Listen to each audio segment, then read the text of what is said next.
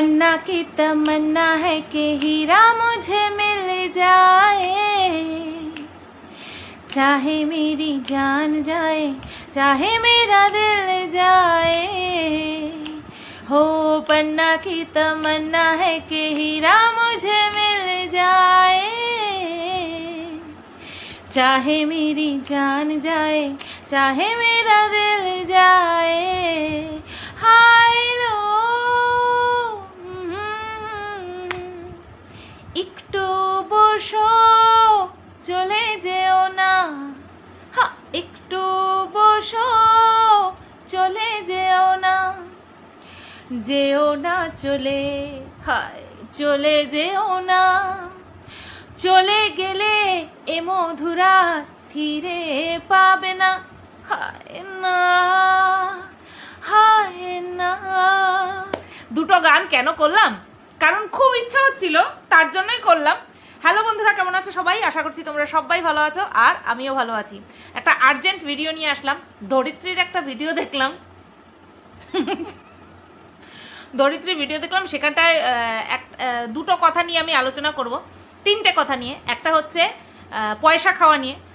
আমাদের মধ্যে যে কনফারেন্স কল হয়েছিল, আমি তো বুঝতে পারিনি ধরিত্রী ওখানে ছিল। আমি দেখছিলাম একটা নাম্বার। অ্যাকচুয়ালি আমি না অত মাথা ঘামাই না, আমি কোনো বিষয় নিয়ে এত মাথা ঘামানো আমি ছেড়ে দিয়েছি, মাথা ঘামানো, ঠিক আছে?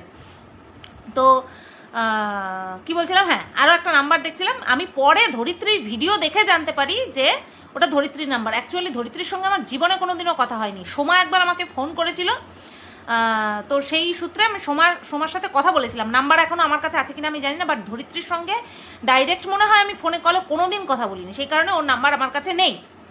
ওর জন্য আমি বুঝতেও পারিনি। পরে যখন ধরিত্রী বলল যে ও ছিল, তখন আমি বুঝতে পেরেছি যে ও তাহলে ও ছিল, একটা নাম্বার ছিল, রিঙ্কুদি ছিল, ধরিত্রীর নাম্বারটা ছিল, আর ম্যাডাম ছিল, আর আমি ছিলাম, ঠিক আছে? হঠাৎ করে ফোন এসে, শোনো আমি তোমাদেরকে বলি, আজকে আমরা তখন উদয়পুরে মাছ ভাজা খেতে ব্যস্ত, ঠিক আছে?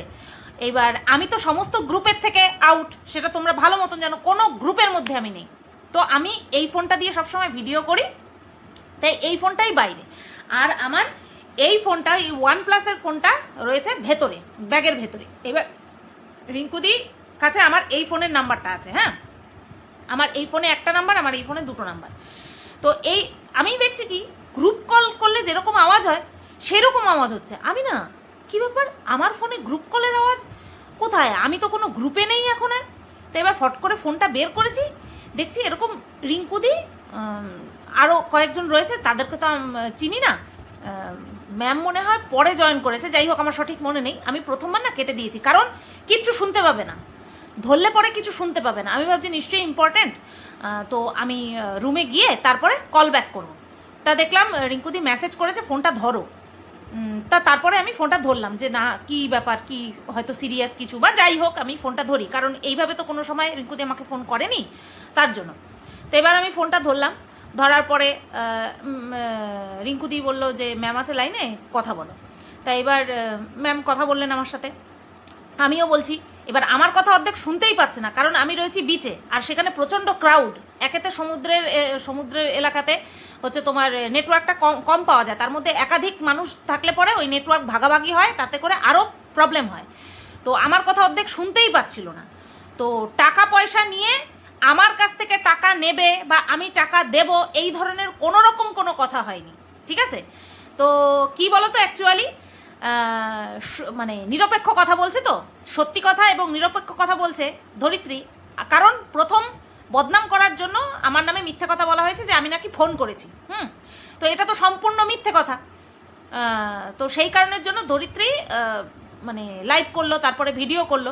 তো এই কারণে একদম অটোমেটিক্যালি সবাই ভাবতে শুরু করেছে যে ধরিত্রী আমার হয়ে কথা বলছে। না, ধরিত্রী আমার হয়ে কথা বলছে না, ধরিত্রী ন্যায্য কথা বলছে, কারণ ও কলে ছিল, সে কারণে ও ডিটেলসটা জানে, যে কে কথা বলতে চেয়েছে বা কি ইতিবৃত্তান্ত সমস্তটাও জানে, তার জন্য ও বলতে এসছে। এবার খুব স্বাভাবিক, ও বলতে এসছে, তার সঙ্গে এরকমটা শুরু হয়ে গেছে।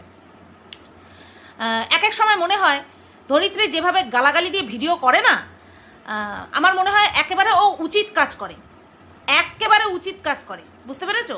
মানে ওর গালাগালিটা কোনো জায়গা থেকে আমার অন্যায্য বলে মনে হয় না। কিন্তু হ্যাঁ, সোশ্যাল প্ল্যাটফর্ম, বাচ্চা কাচ্চা বয়স্ক সবাই দেখে আমাদের ভিডিও, সেই কারণের জন্য যতটা পারি অ্যাভয়েড করি। আমি তো এখন দিই না, আমার মুখ থেকে তো বেরোবেই না এখন। কিন্তু সত্যি বলছি, এই ধরনের যারা নিজেদেরকে কন্ট্রোভার্সি ক্রিয়েটার বলে আর কথায় কথায় সত্যি কথা বলা মানুষগুলোকে দালাল বলতে শুরু করে না, তাদের জন্য পারফেক্ট হচ্ছে ধরিত্রীর ওই মুখ খিস্তি। আচ্ছা, এবার ধরিত্রী কথায় কথায় একটা কথা বলে যে আমি নাকি অনেক বলেছি। শোনো ধরিত্রী, তোমার সম্পর্কে পার্সোনালি আমি কোনো কিছু জানি না, কিন্তু তোমার সঙ্গে তোমার পারিবারিক কার সঙ্গে ব্যক্তিগত রিলেশন রয়েছে কি না সেটা আমার পক্ষে জানা কিন্তু কোনোদিন পসিবল ছিল না। কারা রটিয়েছে সেটা তুমি ভালো মতন জানো, ঠিক আছে? এই যে তুমি যাকে সাবধান করছো, বলছো ভালোবাসো, সেই কিন্তু তুমি একটা নিজের সাথে অঘটন ঘটাতে চেয়েছিলে, সেই কিন্তু সেই ছবিটা প্রথম লিক আউট করেছিল। না আমি তোমার সাথে পার্সোনালি কোনো দিনও কথা বলেছি, না আমি তোমার ব্যক্তিগত জীবন সম্পর্কে কোনো কিছু জানি। যতটুকু বলেছি খুব কম আমি তোমাকে নিয়ে ভিডিও করেছি, আর যতটুকু বলেছি ওই শোনা কথা বলেছি, ঠিক আছে? এইটুকু আমি অনেকদিন ধরে বলবো ভাবছিলাম, বাট বলার প্রয়োজন বোধ করি না। কেন বলো তো? কারণ আমি জানি আমি কাকে কতটুকু কি বলেছি। এখন কি দেখি বলো তো, মানে যে কারোর সম্পর্কে প্রথম লিক আউট করলো তাদের মধ্যে ভাব হয়ে যায়। এই যে যেমন 49-এর বিষয়টা কে সর্বসমক্ষে আনলো, অথচ দেখো এই 49 সম্পর্কে যে কথা আনলো তার সঙ্গে 49-এর ভাব, এটা হচ্ছে আসল বিষয় এখানে ঘটে। তারপরে এই যে ধরিত্রী নিজের সঙ্গে একটা খারাপ কাজ করতে যাচ্ছিল, সেই ঘটনাটা, সেই ছবিটা কে লিক আউট করলো? ধরিত্রী বলছে তাকে ভালোবাসে। আবার ধরিত্রী বলছে হ্যাঁ আমি জানি তো সু বলেছে। সু কতটুকু বলেছে, কেন বলেছে সেটা আগে ভাবো। যাই হোক, না ভাবলেও চলবে। তো এটাই হচ্ছে বিষয় আমাদের মধ্যে। সেই দিন তুমি আমাকে এত টাকা দিতে হবে এই ধরনের কোনো রকম কোনো কথা হয়নি, ঠিক আছে? তো এই গেল একটা কথা। সেকেন্ড কথা নাকি এরকম বলা হচ্ছে হাতি নাচছে ঘোড়া নাচছে, যাই হোক, তো এনজয়।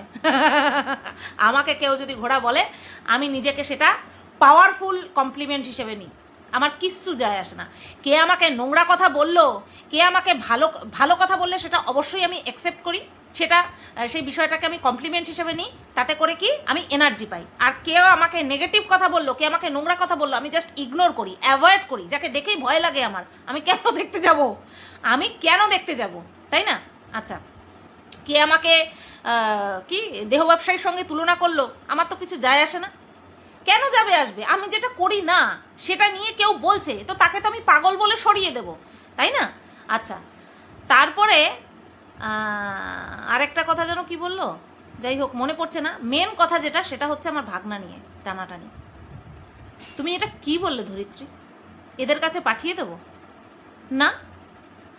আমার मेरा भागना सिर्फ मेरा है, उसके ऊपर सिर्फ हम लोगों का हक है, उस पे और किसी का कोई हक नहीं है। वो एक बहुत अच्छा लड़का है और उसके लिए हम लोग सब ढूंढ के एक टुकटुके बीवी लाएंगे और तुम लोगों को दिखाएंगे।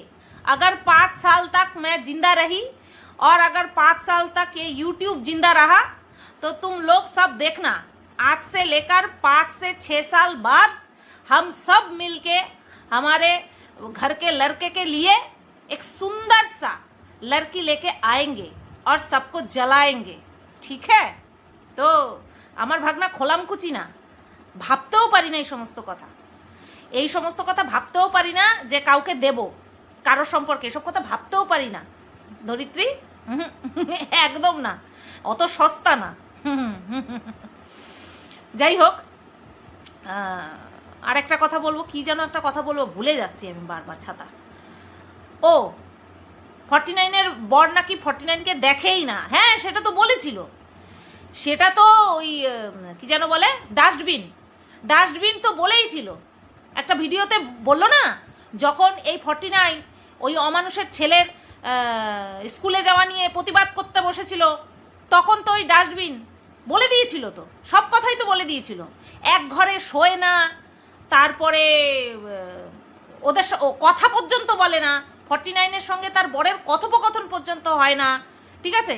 এই কষ্টের কথা আবার পর পুরুষের সাথে শেয়ার করে, স্নান করে এসে ওর বর ওকে দেখে না বলে স্নান করে এসে ছবি তুলে অন্য মানুষকে পাঠায়, অন্য পুরুষকে পাঠায়, ঠিক আছে? তো এইগুলো তো আমরা জানি, তাই না? তারপরে জানতাম না যেটা, সেটা হচ্ছে 63 বুড়ির কথা। খেপে গেছে না 63? ভাবো, আমি ভগবানের কাছে প্রার্থনা করেছি যাতে করে এরকমটা না হয়, আর সাথে সুনাম করেছি যে সুস্মিতা সেনের মতন দেখতে, কত সুন্দর মিষ্ট ভাষা, কত সুন্দর দেখতে, কত সুন্দর চোখ, নাক, মুখ, দাঁত, আমি প্রশংসা করেছি, তাতে করে আমাকে গালাগালি দিয়েছে, কিস্তি মেরেছে। ভাবো তাহলে মস্তিষ্ক বিকৃতি না এদের? কেন দেখতে যাব এই ধরনের মস্তিষ্ক বিকৃতিকে, তাই না বলো? তো যাই হোক, এই আর্জেন্ট ভিডিওটা এইটুকুই রাখলাম। মেরা ভাগনা সির্ফ মেরা হ্যায় और वो हमारे घर का हीरा है। हाँ, हमारे घर का हीरा है वो, उसके लिए हम सुंदर सा बीबी ढूंढ के लाएंगे। ठीक है, चलो সবাই ভালো থেকো, সুস্থ থেকো, টাটা, গুড নাইট।